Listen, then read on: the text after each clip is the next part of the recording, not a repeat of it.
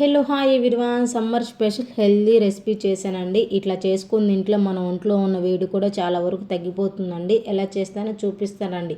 ముందుగా ఒక గిన్నె తీసుకొని 1 కప్పు సగ్గుబియ్యం తీసుకొని ఒక హాఫ్ అన్ అవర్ ముందే నానపెట్టుకోవాలండి. 2-3 సార్లు శుభ్రంగా కడిగేసి పక్కన పెట్టేసుకోండి.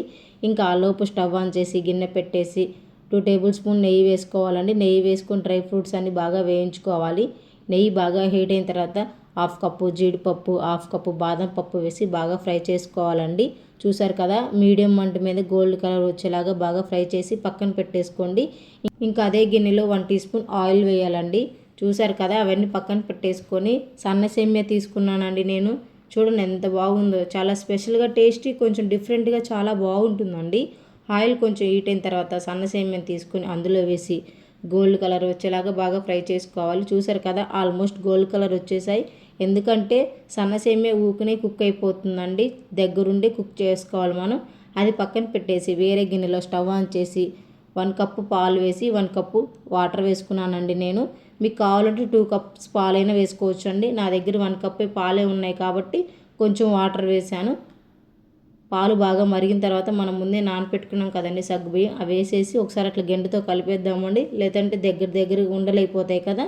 ఒకసారి అట్లా కలిపేద్దామండి. ఒక 5 నిమిషాలు 10 నిమిషాలు మీడియం మంట మీద కుక్ చేసుకుని సగ్గుబియ్యం కుక్ అయ్యాలో లేదో చెక్ చేసుకోవాలండి. మధ్య మధ్యలో మనం ఆల్మోస్ట్ కుక్ అయిపోయాయండి. ఒక 10 నిమిషాల తర్వాత మనం ముందే వేయించి పెట్టుకున్నాం కదండి సేమియాని, ఆ సేమియా వేసేసి చెంచాతో అట్లా కలిపేసానండి. చూసారు కదా, స్మెల్ అయితే అప్పటికే భలే వస్తుందండి. పాలు నెయ్యి వేసాం కదా, ఫ్లేవర్ చాలా బాగుంది. 1 టీ స్పూన్ సాల్ట్ వేసుకోండి. మీరు కావాలంటే స్కిప్ చేసుకోవచ్చు. సాల్ట్ వేస్తే ఫ్లేవర్ చాలా బాగుంటుందండి. ఎవరైనా సరే పరమాన్నం చేసినప్పుడు ఖచ్చితంగా సాల్ట్ వేస్తారులేండి. యాలకుల పొడి ఉంటే వేసుకోండి, లేదంటే 2 యాలక్కాయలు దంచి అయినా వేసుకోవచ్చు అండి. నా దగ్గర యాలకుల పొడి లేకపోతే యాలక్కాయలు మంచిగా దంచి వేసానండి. అలానే మనం ముందే వేయించి పెట్టుకున్నాం కదా డ్రై ఫ్రూట్స్, అవి వేసేసి ఒకసారి అట్లా కలిపేసానండి. సేమియా పరమాన్నం రెడీ. చూడండి ఎంత చక్కగా కుదిరిందో. వేడి వేడిగా తాగితే గొంతుకి హాయిగా ఉంటుందండి. జలుబు చేసిన వాళ్ళు ఇలా చేసుకొని తింటే జలుబు కూడా చాలా వరకు తగ్గిపోతుందండి. నేను ఎప్పుడు జలుబులు వేసినా ఇలానే చేసుకొని తింటాను. అదిగాక సమ్మర్లో ఇలా చేసుకొని తింటే చాలా బాగుంటుందండి. ఒకసారి మీరు కూడా ఇలా ట్రై చేయండి. ఎలాగుందో నాకు కామెంట్లో చెప్పండి.